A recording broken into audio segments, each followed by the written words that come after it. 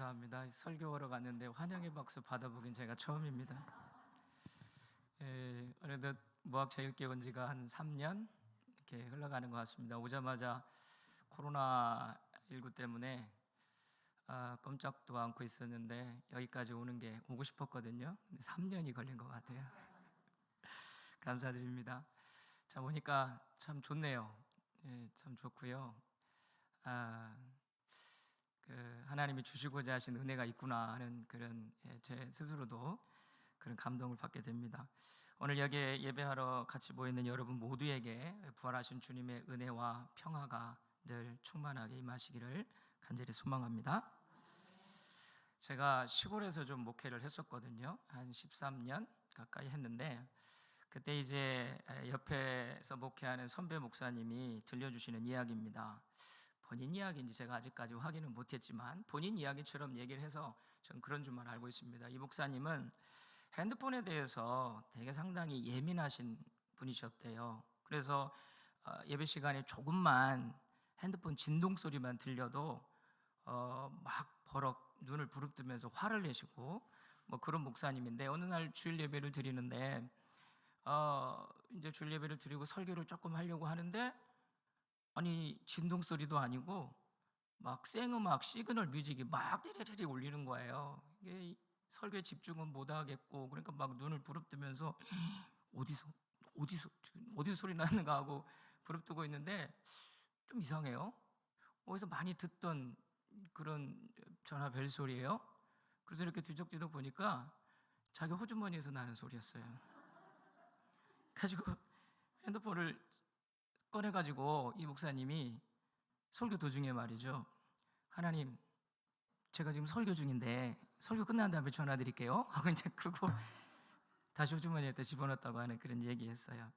실제 그랬는지 아니면 지어낸 얘기인지 잘 모르겠고요. 제가 확인을 안 해봐서. 근데 제가 그 얘기를 듣고 참 그 목사님 순발력이 참 좋다.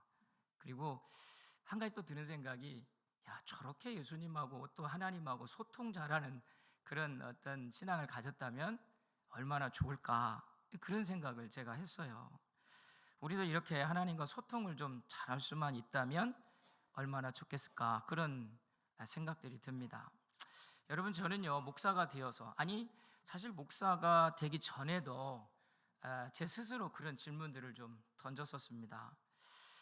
도대체 믿음의 사람이란 어떤 사람을 가리켜서 믿음의 사람이라고 할까, 그런 물음이었어요.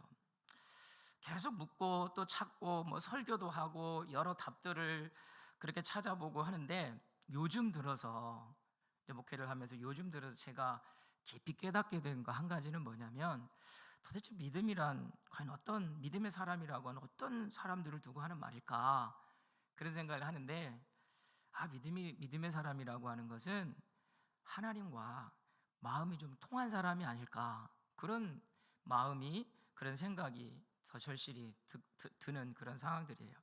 우리는 오늘의 본문 말씀에서 바로 또 그런 이야기를 듣게 되는데요.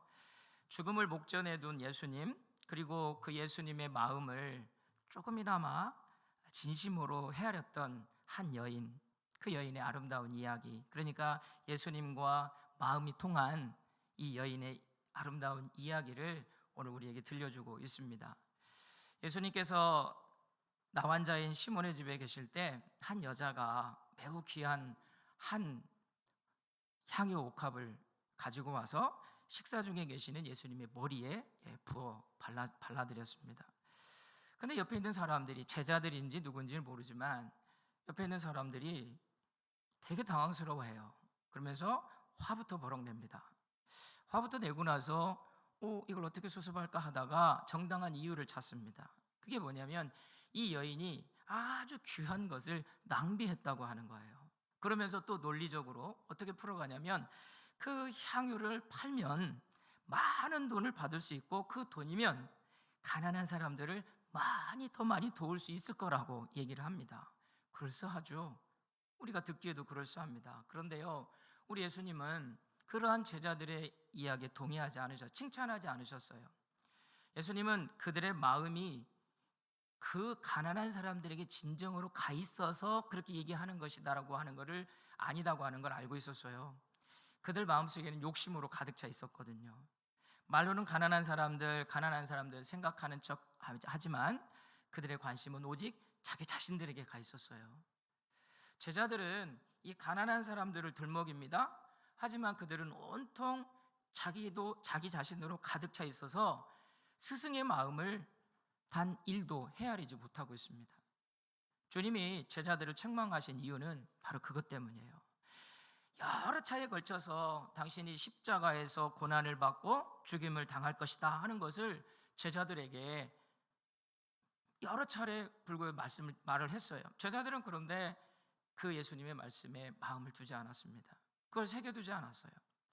그러면서 그 여인의 행동은, 예수님 말씀하시는 거예요. 이 여인의 행동은 당신의 장례를 준비한 것이다, 그렇게 말씀합니다.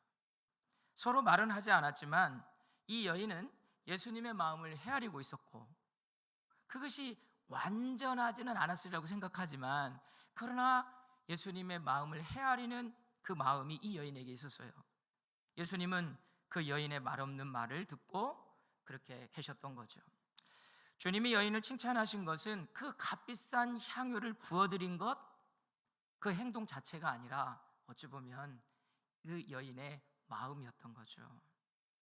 예수님의 제자 중 어느 누구도 스승이신 예수님의 그 고뇌를 알지 못했습니다. 그들은 앞으로 새롭게 열리는 메시아의 왕국, 거기서 맡게 될 어떤 자기 자신들의 역할, 이런 것들에 들떠 있었어요. 스승의 마음은 고난 앞에서, 그 십자가의 죽음 앞에서 흔들리고 있는데 그들은 사뭇들 기쁜 표정이에요. 하지만 이 여인만은 주님의 마음을 온몸으로 느끼고 있었던 거예요.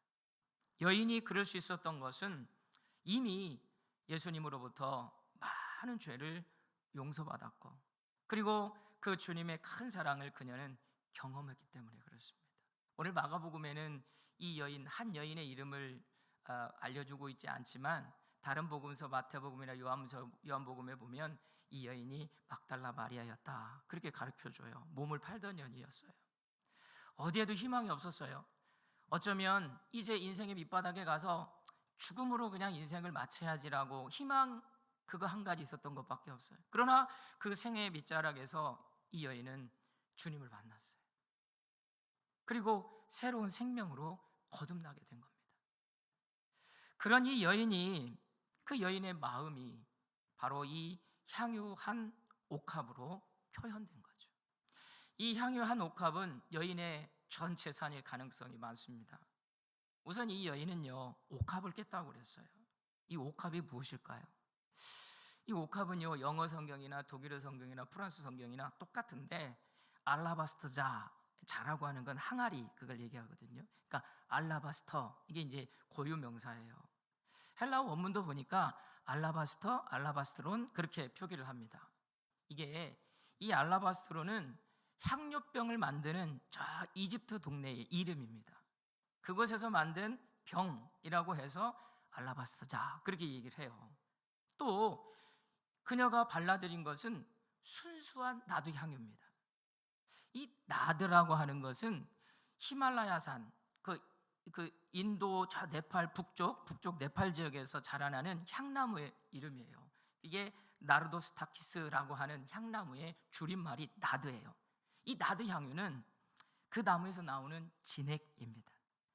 그 당시에는요, 이것들이 수입이 되었는데 이 진품 향유는 아주 가격이 비쌌습니다. 그래서 쓰려고 하면 포도주를 타서 희석시켜서 그렇게 사용을 했어요. 그런데 오늘 이 여인이 예수님의 머리에 발라드린 것은 오리지널이에요. 진품 나드 향유였어요. 그러니 여러분, 그 향기가, 그 내음이 얼마나 가득했겠어요.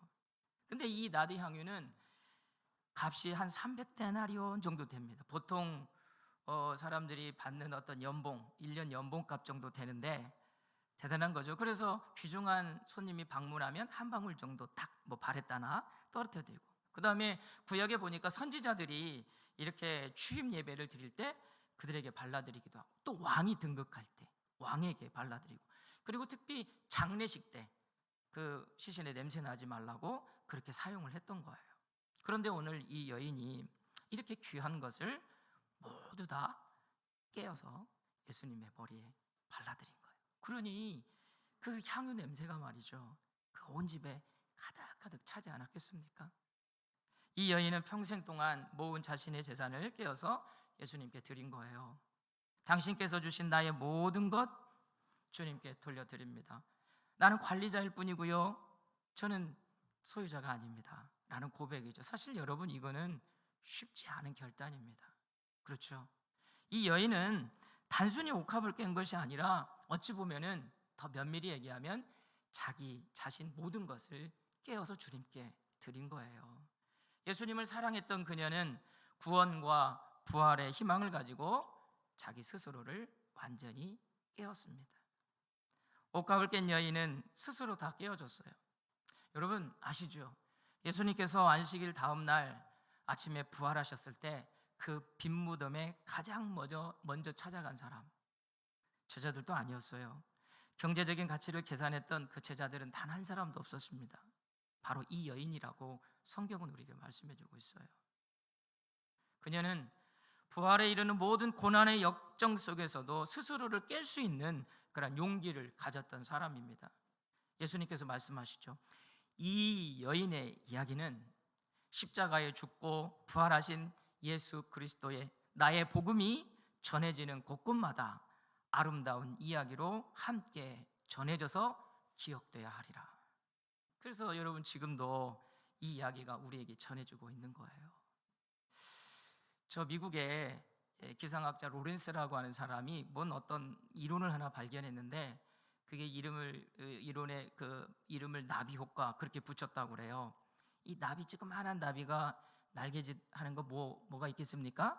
그런데 그 찌그마한 날개짓 하나로 말이죠, 그것이 대기를 타고 결합을 해서 커지면서 저 지구 반대편에는 엄청난 태풍을 몰고 온다고 하는 것을 이 기상학자가 발견하고 이론으로 정립을 한 거예요. 무슨 얘기입니까? 자그마한 변화가 시간이 지남에 따라서 엄청난 효과를 가져온다고 하는 것이죠. 이런 나비 효과처럼 말입니다. 이 한 여인의 옥합을 깬 이야기는 옥합 효과를 낼 수 있는 거죠. 복음이 전파되는 곳에 가면서 모든 인간의 삶과 상황과 결합해서 엄청난 자기 헌신의 이야기로 바꾸어갈 수 있는 거예요. 오늘날 그렇습니다. 수많은 옥합을 깨트리는 이야기는 바로 이렇게 옥합 효과를 통해서 우리에게 전해지고 있어요. 우리 여전도 오늘 헌신 예배인데 우리 여전도 회원들에게 한번 물어볼까요? 여러분은 옥합을 깨듯이 예수님께 여러분 자신들을 깨어 바칠 수 있을까요? 봐봐요. 쉽지 않죠. 쉽지 않습니다. 제가 왜 쉽지 않냐고 얘기하냐면, 말은 그럴싸한 것 같은데 말이죠, 정말 좋아 보여요. 그런데 내 옥합을 깨트린다고 하는 게 쉽지 않다고는 우리가 압니다. 제가 쉽지 않다고 왜 그러냐면 저도 그런 경험이 있기 때문에 그렇습니다. 제가 잠깐 이제 용서하시고 제가 경험한 옥합을 깬 이야기를 좀 들려드릴까 하는데요, 이해하고 들으시기 바랍니다. 저는 16년 전에 저 무주 지난 장수, 아주 꼴짝이죠, 이 무진장 그럽니다. 그러니까 무주 지난 장수 3군이 만나는 마을이 있어요. 그 마을의 교회에 담임 목사로 부임을 했습니다. 그때 나이가 제가 39살이었어요. 가니까 정말 저도 그렇게 도시 사람은 아닙니다만은 아주 산골 중에 산골이에요. 저녁에 보면 아빠 뭐가 울어대 그러면 옆에서 고라니가 울어대지 멧돼지가 울어대지, 사택 옆에서 저는 신기하게 산토끼도 봤거든요. 여기 산토끼 없을 거야 아마? 여기는 시골도 아니니까. 근데 그런 시골에 가서 뭘 해야 되나 하고 이제 첫 부임을 해가지고 마을 분들한테 그래도 인사는 해야지 하고 돌아다녔어요. 그런데 놀란 거는 집집마다 돌아다니는데 다 노인 어르신들밖에 안 계시더라고요. 그래서 이제 어느 집에 들어갔는데 어떤 할아버지가 아이고 목사 새로 왔냐고 그러면서 얘기하시는 게, 뎁다 대고 저한테 뭐라고 했냐면, 사는 것이 지겨워 죽겠어. 사는 게 너무 재미없어. 이거 빨리 죽었으면 좋겠어. 젊은 제가 그 예를 듣고 되게 충격을 먹었나 봐요. 그래가지고 새벽에도 그런 생각 나고 기도할 때도 그런 생각 나고 그러는 거야. 도대체 뭘 해야 되지? 내가 뭔가 해드리고 싶은데 저렇게 재미가 없이 사시는 분들에게 내가 좀 뭘 좀 해드릴 게 없을까? 그런 생각하다가 교회 옆에 폐교가 하나 있었거든요. 초등학교가 폐교가 된, 거기서 노인학교를 시작을 했어요. 교회에 대해서 별로 좋지 않은 이미지 탓인지 뭐 막 선전하고 해봤는데 뭐 20명 정도밖에 모이질 않은 거예요. 그래도 좋다고 생각해서 막 했죠. 그런데 뭐 교인들도 한 20여 명밖에 안 되고 뭐 그런다고 뭐 재정이 있습니까? 사람이 있습니까? 뜻은 좋았는데 너무너무 힘든 거예요. 그래서 제 마음속에 이거 아닌갑다. 이게 아닌가 봐. 이게 감당할 수 있는 일이 아닌 것 같아. 그런 생각이 자꾸 드는데 그래도 그 생각보다는 오히려 그것을 하면 할수록 막 기쁨이 있는 것 같아요. 힘이 나는 것 같고. 그래서 저희 아내와 권사님들은 주방에서 밥을 짓고 저는 이제 뭐 명색이 교장인데 선생님도 하고 차운행도 하고 뭐 제가 뭐 다 1인 3역을 했어요. 그런데요, 여기는 안 그러는데 그 시골은 봄하고 가을에는 절대 아무것도 못 합니다. 나이가 드신 분들도 다 농사를 지으시거든요. 그래서 오질 않아요. 그래서 여름하고 겨울 얼마나 추운지 아십니까? 겨울에 강원도 나시거든요. 더울 때하고 추울 때 그걸 한 거예요. 그러다 보니까 사건 사고도 좀 많이 있었습니다. 그 학교 폐교에서 이제 끝나고 이제 밥을 먹으러 교회로 가는데 신발을 신으려고 문 앞에서 이렇게 신발 신고 있는 할머니, 그리고 또 뒤에서 또 신발 신고 있는 할머니, 그 뒤에서 신발 신고 있는 할머니가 먼저 인났어요. 신발을 신다가 어떻게 됐을까요? 앞에서 신발 신는 할머니가 엉덩이를 딱 치어가지고 계단을 떼굴떼굴 굴른 거예요. 노인분들 아시잖아요. 조금만 넘어져도 뼈가 부러지고. 근데 그분이 그리고 바로 집으로 가버렸어요. 어떻게 갔는지도 몰라요. 그 이후에 자녀들이 난리가 난 거예요. 자녀들끼리 싸움이 난 거예요. 뭐 어쨌네. 그동안에 또 그런 저기가 있어요. 그것이 이제 마을에 퍼져가지고 마을에서 시끌시끌한 거예요. 도대체 젊은 목사가 와가지고 뭘 한다고 저렇게 난리를 치고 이 마을을 쑥대밭으로 만들었냐고. 한숨 나오시잖아요. 한숨이 나오는 거예요. 한숨이. 내가 내가 이거 아니어도 그냥 조용히 목회만 하면 되는데 내가 이걸 왜 했을까 하면서 막 후회도 들고. 그런데 그만두고 싶은 마음 추구도 없는 거예요. 그래가지고 없는 돈 다 해서 소고기 한 근씩 해가지고 두 양쪽 집에 가서 제가 그분들한테 무릎을 꿇고, 사실 제가 돌봐드렸어야 하는 거잖아요. 근데 제대로 못 돌봐드렸으니까 용서하시라고, 노여움을 푸시라고. 근데 집에 와서 생각해보니까 뭐 억울해요. 도대체 내가 뭘 잘못했다고 내가 목사가 무릎까지 꿇고 그분들한테 잘못했다고 그럴까 생각하니까. 근데 이제 사실 감사한 건 그러고 나서 그 일들이 잘 또 무마가 됐어요. 잘 정리가 됐어요. 그런데 기억자도 모르고 가짜도 모르는 어르신들이 와서 한글도 배우고 뭐 해서 뭐 기사글도, 지난 신문에 기사글도 쓰고 막 연극도 하고 뭐 10쪽 20쪽 넘는 대사를 막 읽으면 그걸 어떻게 할 줄 몰랐는데 초능력을 발휘하셔갖고 그걸 심청전을 해가지고 연극을 자기들이 직접 하는데, 군서가 와가지고 그거 보고 우리 진안군민들한테 보여줘야 된다고 막 또 진안군 그 큰 강당에 가가지고 공연을 하고, 내 나이가 어때서라고 하는 또 무언극도 하고 막 시집도 내고 아이 말도 아니었어요. TV도 많이 나왔는데 여러분 못 보셨죠? 보셨어요? 제가 TV 많이 나왔는데. 그리고 이 평생교육 그 부분에서, 단체 부분에서 우수상 교육부 장관상 그것도 받고 아무튼 뭐 그랬어요. 근데요, 그 일을 통해서 사실은 그렇게 갔는데 더 힘든 거는 사실 교인들이었습니다. 목사님, 교인도 한 명도 안 느는데 뭐하러 그렇게 고생을 합니까? 그리고 이제 또 그분들한테 가서 우리 목사님이 사모님이 그렇게 고생하는데 교회를 안 나와? 그러니까 이제 그 사람들은 그러면 그렇지, 교회 끌어들이려고 하는 짓이지 네가 그러면서 노인학교도 안 나와요? 그러면 또 가가지고 그런 거 아니라고, 교장 선생님 얘기를 들어야지 누구 얘기를 듣냐고 또 달래가지고 또 나오게 하고, 또 재직회를 보면 그거 뭐 하려고 합니까? 막 이렇게 얘기를 하면은 하고 싶은 마음이 없었거든요. 그런데요, 하나님은 변화를 주셨어요. 귀농 귀촌이 막 그 마을에 시작이 되면서 젊은 사람들이 막 들어오고, 사실은 저희 그 면소지에 초등학교가 하나 있었는데 폐교가 되려고 했거든요, 제가 갔을 때. 근데 그 귀농 귀촌 마을이 한 30여 세대 들어오니까 아이들이 한 2, 3명, 2, 30명이 생긴 거예요. 가지고 초등학교 폐교가 안 되고 그 아이들이 다 저희 교회로 온 거예요. 면소지 소지에 제 교회도 있었는데 때마침 그 교회 목사님이 암이 걸리셔갖고 교회 목회자가 없어갖고 뿔뿔이 흩어졌나 봐. 아이들이 다 성탄절날 연극을 하고 있는데 한 30여 명이 하고 있어요. 낙타일, 낙타이, 낙타삼, 뭐 도둑일, 도둑이, 도둑삼, 지나가는 행인 막 다 세워줘야 되니까. 가지고 성탄절이 되면 마을 분들이 그날 와서 잔치를 그 성탄 전야 때 24일 날 그렇게, 그러니까 젊은 사람들도 한 사람 한 사람 기웃거리면서 들어오더라고요. 주방에서 뭐 설거지도 도와주고 하다가, 목사님 저도 청소년 때 뭐 교회를 다녔는데, 그래 오시라고 그래가지고 같이 성가대도 하고, 그래가지고 참 재미나게 지냈어요.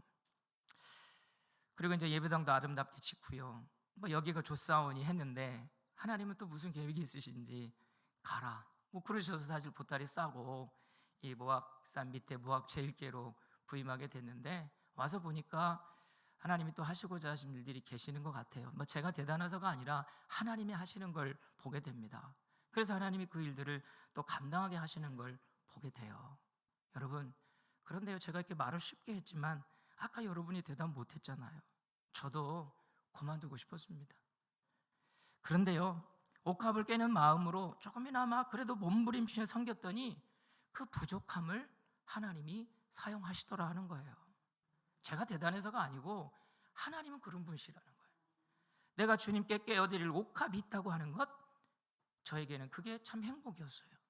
그 옥합을 깨어서 이 작은 골짜기에 옥합 향기 가득히 채워버리라 하는 그 마음 하나, 그 가지고 섬겼더니 하나님께서 귀한 은혜들을 허락해 주시는 거예요. 뭐 그게 뭐 성장을 했다 뭐 했다 이게 중요한 게 아니라 그 일들을 통해서 하나님은 당신의 일들을 진행하시더라 하는 겁니다. 그 과정이 힘들었지만 인내했더니, 기쁨으로 감당했더니 서서히 하나님은 그 길 문들을 열어 보여주시더라는 거예요. 교회도 새로워지고요, 마을도 소문이 나가지고 선견지 견학 뭐 이런 뭐 모범된 마을 뭐 이런 것들로 막 성장해 가더라고요. 여러분, 이제 저는 마지막으로 하나님의 옥합 이야기를 끝으로 여러분께 들려드리려고 합니다. 오늘 이 한 여인의 옥합을 깨는 이 이야기를 그냥 이 여인이 그랬다더라, 유목사가 그랬다더라라고 끝나면 안 돼요. 이 여인의 옥합 깨는 이야기를 통해서 우리는 하나님의 옥합 이야기를 들을 수 있어야 합니다. 여러분, 우리는 하나님에게도 옥합이 있었습니다. 우리 하나님에게도 옥합이 있었어요. 세상 사람들이 다 타락해서 제사장들을 세워도 선지자들을 보내도 구원할 수 없고 심판을 내려도 소용이 없을 때 하나님은 결단하셨어요. 그래, 이제 내 옥합을 깨서 세상을 구하자. 여러분, 하나님의 그 옥합이 뭘까요? 그렇죠. 내 옥합을 깨서 사랑하는 저들을 구하자.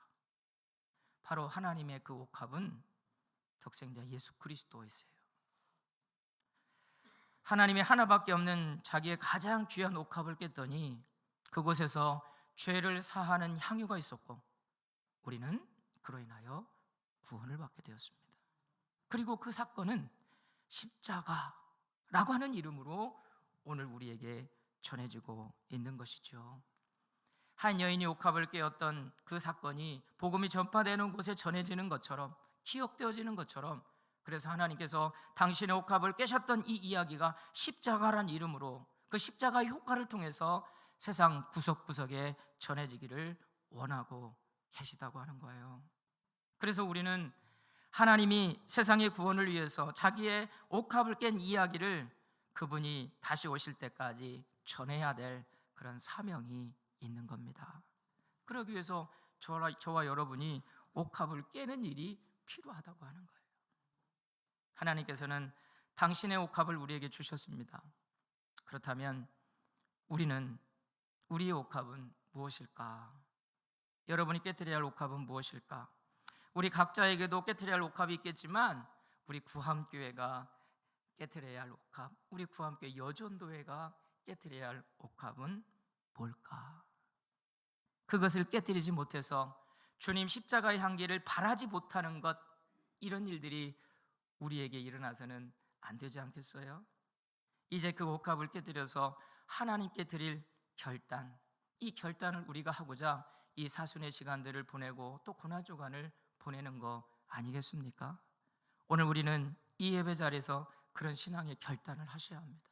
그냥 또 한 번에 헌신 예배를 드리는구나 라는 데서 머무르는 게 아니라 이런 결단을 하고, 물론 이거 한 번으로 완성될 수는 없는 거예요. 결단을 해봤지만 막상 해보려 하니까 어려워, 힘들어, 눈물이 나, 포기하고 싶어. 그러나 또다시 일어서서 다시 결단하고.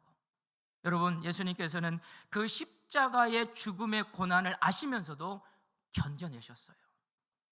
깨어짐의 아픔을 아시면서도 저 밝아오는 부활의 영광을 생각하면서 견뎌내셨던 거예요.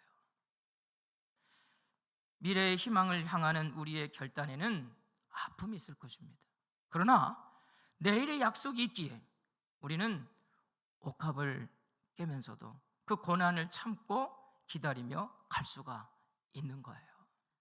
옥합을 깨는 사람들은 저 밝아오는 부활의 아침에 주실 그 하나님의 놀라운 축복을 바라보는 사람들이에요. 그런 축복이 우리 구함교회에, 그리고 오늘 헌신을 다짐하는 우리 여전도 연합회 위에 함께 하시기를 주님의 이름으로 간절히 기원합니다.